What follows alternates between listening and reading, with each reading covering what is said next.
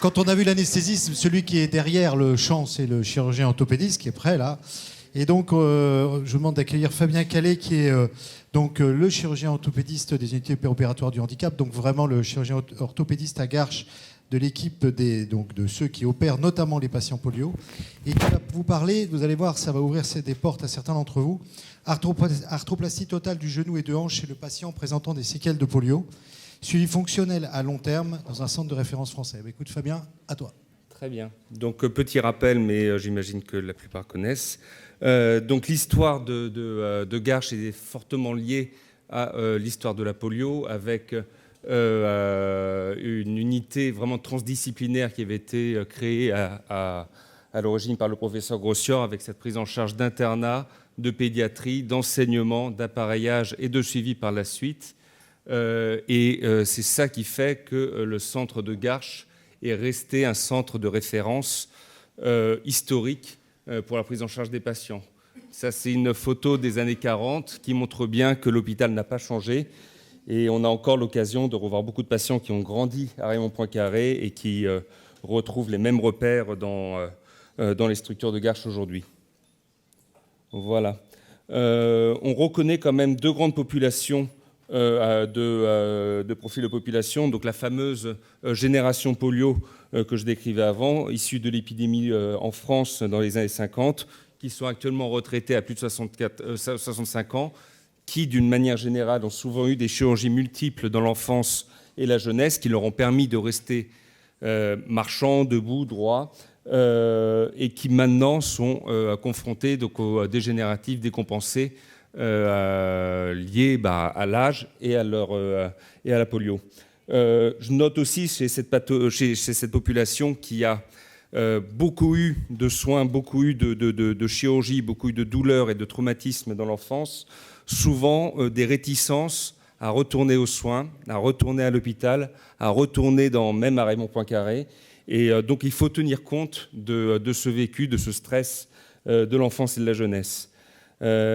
Et d'un autre côté, on a aussi la population issue des épidémies mondiales et de l'immigration, qui sont, eux, en général plus jeunes, de 30-35 ans. On a peu de patients à moins de 30 ans, comme on parlait des statistiques ce matin, qui sont plus touchés par la précarité, l'isolement social, et qui, le fait de ne pas avoir été opérés ou pris en charge dans l'enfance, ont souvent des déformations bien plus importantes et souvent plus complexes à prendre en charge. Voilà. Donc, on va commencer déjà par l'analyse pour les hanches polio, puis après plus sur les genoux. Donc, on a fait une étude entre 1998 et 2020, 37 hanches opérées, avec une majorité de hanches du côté fort. Donc, j'aime pas trop le terme « j'ai compensé » de l'autre côté, parce que quand on marche, on met autant de poids sur le côté fort que le côté faible. Je pense que l'explication de l'usure sur le côté fort s'explique plutôt de manière mécanique par la découverture d'une hanche en adduction avec un bassin oblique, et ce qui entraîne un peu plus de pression sur la surface réduite sur le côté fort, et aussi par la coaptation musculaire qui a un effet également de pression sur l'articulation.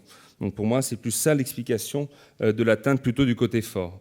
On pratique beaucoup de scanners, comme on disait ce matin, pour l'analyse du stock musculaire, de l'opérabilité du stock osseux, et on voit ici un exemple de l'asymétrie où on voit les structures musculaires assez saines, gris clair, sur le côté droit, avec une arthrose bien sûr très évoluée, et du côté gauche, un côté quasiment complètement monoplégique, avec une dégénérescence graisseuse qui se manifeste par le côté assez gris. Je crois que c'était Non, c'est pas la même patiente. Si, peut-être c'est la même patiente.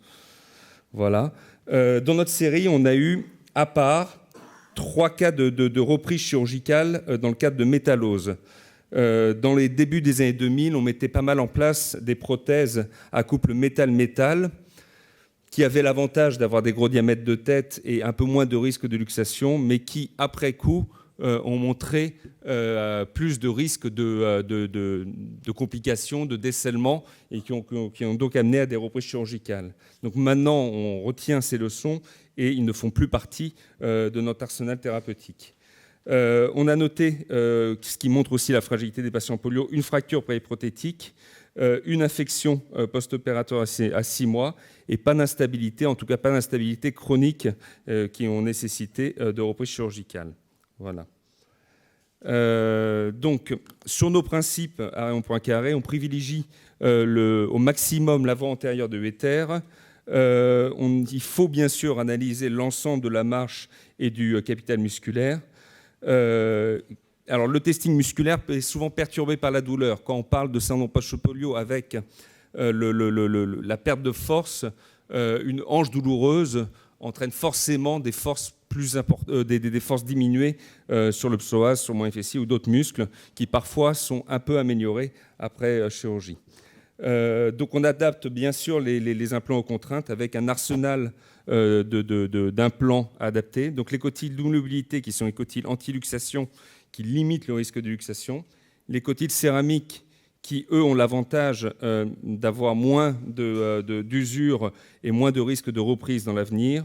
On a aussi la possibilité de mettre des implants cimentés ou non, des tiges dysplasiques liées à la forme du fémur ou à l'extrême aussi, parfois des tiges sur mesure, quand vraiment le standard ne rentre pas dans le cadre des hanches polio.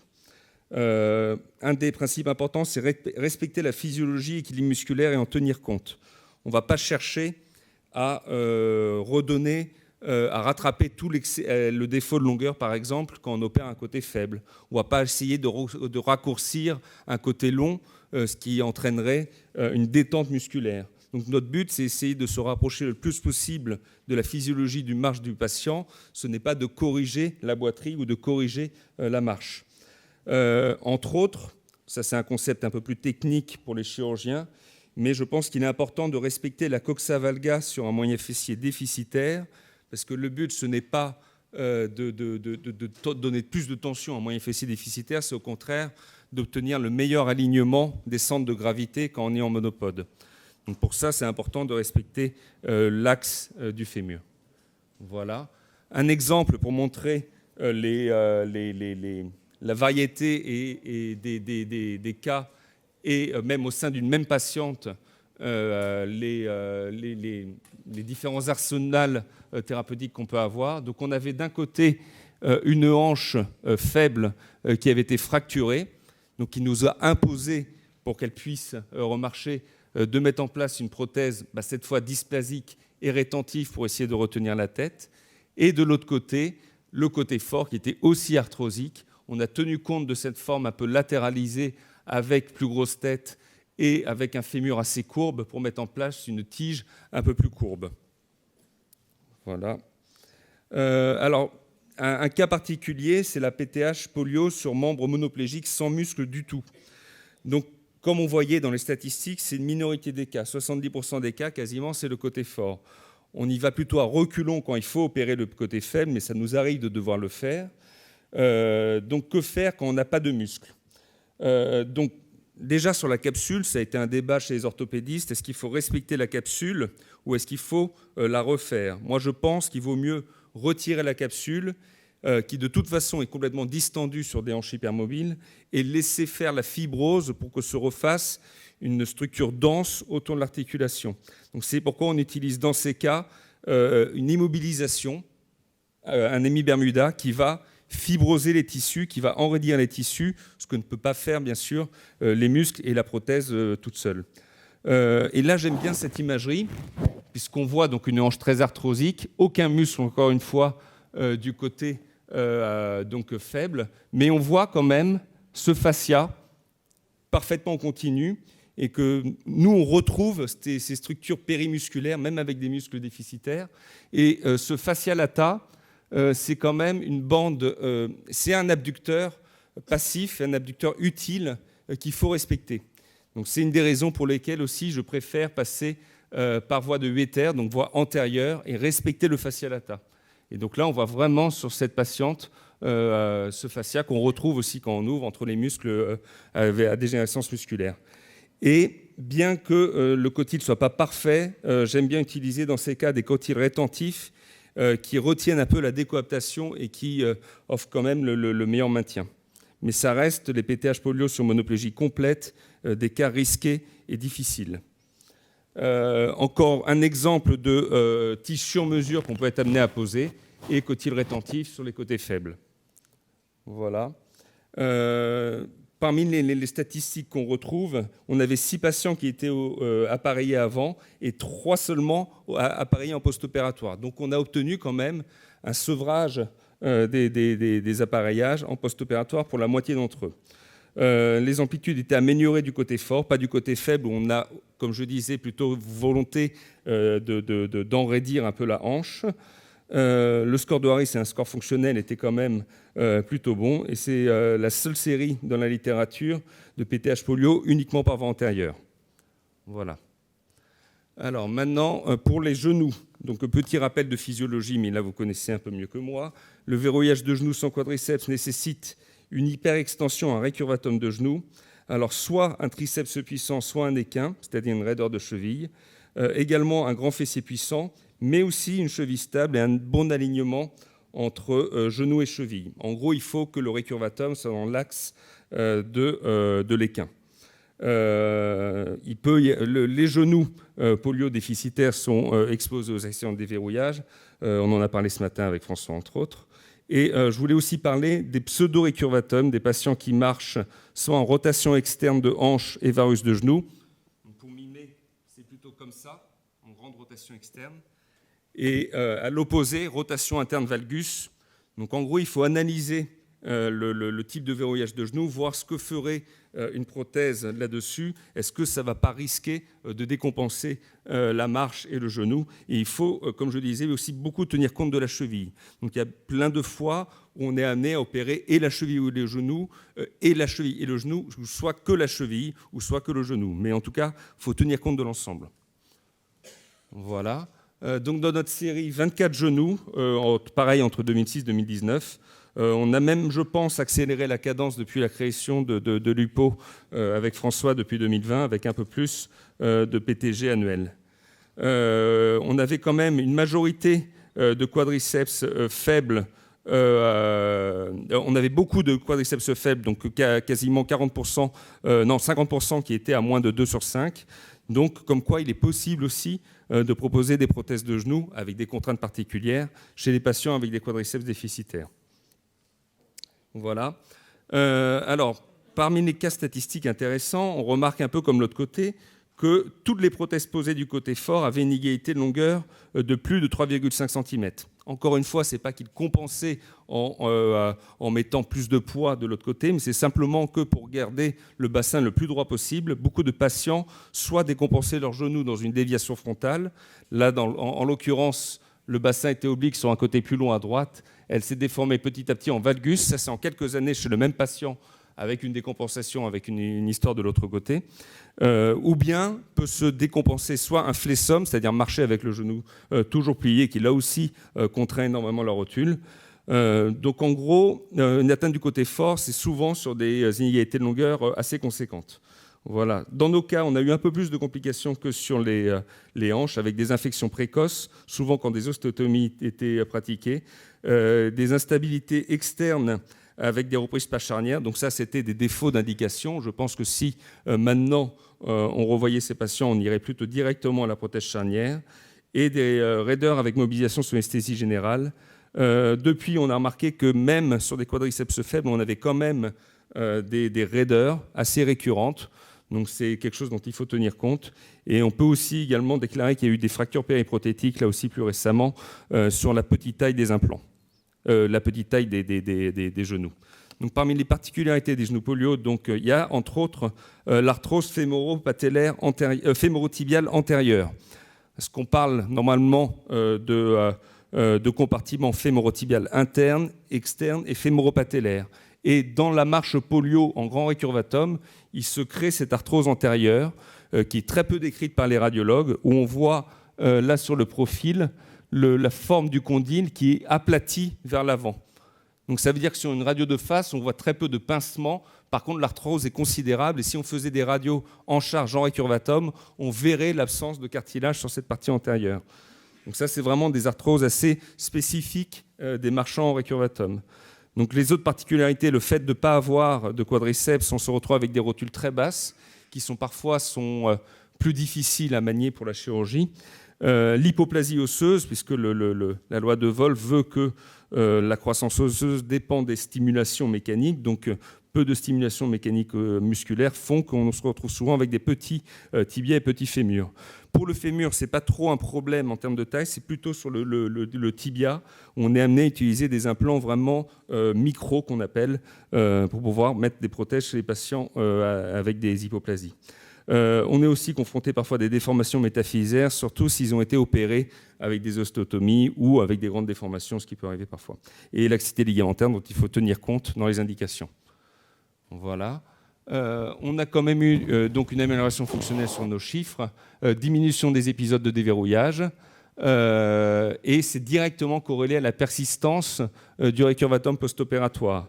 Donc ce n'est pas quelque chose qui fait partie du cahier des charges des prothèses charnières habituellement, mais nous, on va tricher un peu, on va essayer de jouer au maximum des capacités de la prothèse pour permettre d'avoir du récurvatum sur ses genoux et permettre le verrouillage par la suite. Encore une fois, on a eu une diminution pour quasiment la moitié des patients de recours aux orthèses choropédieuses et on a quasiment autant de complications que dans la littérature. Voilà. Un exemple d'atteinte symétrique de polio avec un patient qui avait un récurvatum assez conséquent de 30-40 degrés, que François connaît bien. On s'était posé la question de est-ce qu'il faudrait prévoir quelque chose de sur-mesure qui n'existe pas trop sur les genoux.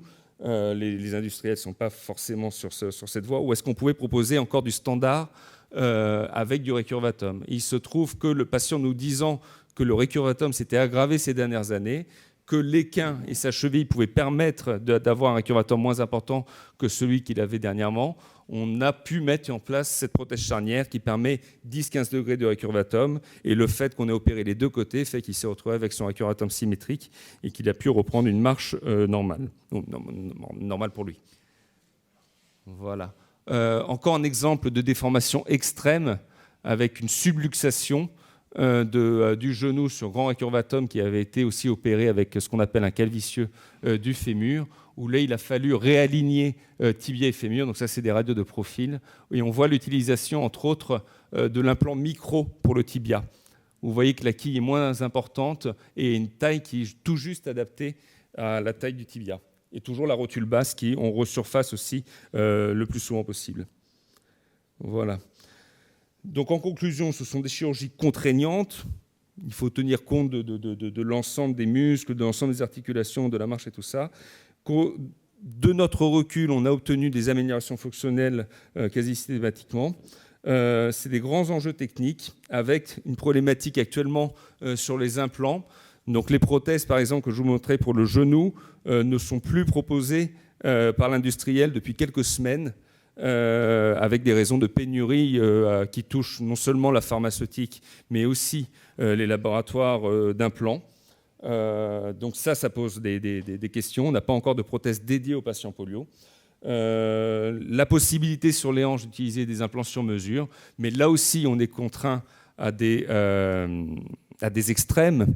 On a eu une patiente récemment avec un fémur, un fût diaphysaire de 6-7 mm de diamètre. Et là, même les meilleurs ingénieurs n'étaient pas capables de développer une prothèse qui pouvait s'intégrer à ce fémur. Donc là, je parle de tous les patients qu'on a pu opérer, mais il existe quand même certains cas où il vaut mieux ne pas opérer ou où il n'y a pas de possibilité aussi d'opération. Voilà. Et donc ce travail se fait bien sûr en collaboration avec nos anesthésistes, nos rééducateurs, nos appareilleurs et bien sûr les patients. Voilà. Merci beaucoup. Je crois qu'on peut l'applaudir. C'est un magnifique exposé. Est-ce qu'il y a des questions pour Fabien? Ah, une là. Excusez-moi, je ne suis pas médecin, mais j'ai un tip pour toi d'utiliser une lumière pour indiquer. Ah, oui. Merci. Ah, une question. Oui, je dois prochainement me faire opérer pour avoir une prothèse de hanche. Oui. Seulement, je n'ai pas de chirurgien qui connaît les polios dans le coin où j'habite.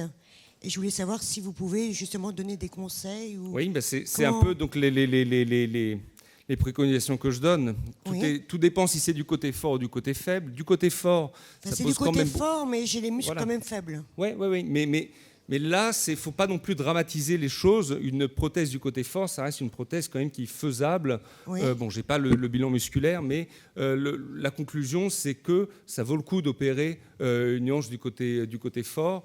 Il y a des contraintes, oui, il faut tenir compte de l'inclinaison, de la taille, de la longueur. Il ne faut pas essayer de, comme je disais, il ne faut pas essayer de raccourcir. C'est sur une ancienne ostotomie où donc il y a encore du matériel. Il faut en tenir compte. Mais après, c'est un peu du cas par cas. Mais en tout cas, je pense que ça reste c'est la meilleure solution pour soulager les douleurs articulaires quand l'indication est bonne et quand les possibilités sont là. D'accord. Voilà. La question de madame était est-ce que tu pourrais conseiller le chirurgien? C'est ça que j'ai cru comprendre. Alors, s'il t'appelait, est-ce que tu lui répondrais? Oui, bien sûr, je suis prêt à en discuter avec lui, mais voilà, il fait aussi ce en quoi il croit. S'il croit que l'indication est bonne et que ce qu'il propose en termes d'implants, de voie d'abord et tout ça est bon, ça peut très bien se passer. Hein. Nous, c'est notre expérience. Oui. Alors, moi, je déconseille les voies postérieures. Bon, c'est aussi une question de philosophie, de croyance. Voilà, c'est difficile Voilà. Après, on va pas forcer un chirurgien qui ne fait pas de voie antérieure à faire de la voie antérieure. Voilà. Il faut savoir que les interventions ne sont pas les mêmes, les risques ne sont pas les mêmes. Voilà. Oui. Bonjour, docteur. Bonjour. Je voulais savoir s'il y avait beaucoup de cas de conflits prothèses psoas. Non. En tout cas, dans notre série, on n'en a pas retrouvé.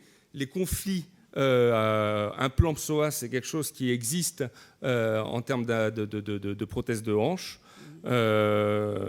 qui parfois nécessitent des reprises chirurgicales, soit pour changer les implants, soit pour agir sur le psoas, mais on est toujours très prudent sur les patients déficitaires d'aller aggraver le psoas. Donc on ne va pas affaiblir le psoas alors que c'est une chirurgie qui est possible chez les conflits de psoas chez les patients tout venant. Voilà. Donc je suis un cas d'espèce. Merci. Bonjour, docteur Calais. Ah, je reconnais bien. Si vous avez un doute, allez à Garches. C'est gentil. Vous rencontrerez Fabien et c'est super parce que moi, il m'a fait le côté fort et le côté faible. Et on a fait un deal et ça marche. Je reste debout maintenant. Super. Merci. C'est de la pub, ça, c'était pas une question. Allez, une dernière. En 1994, à Rangueil, on m'a fait une butée de la hanche.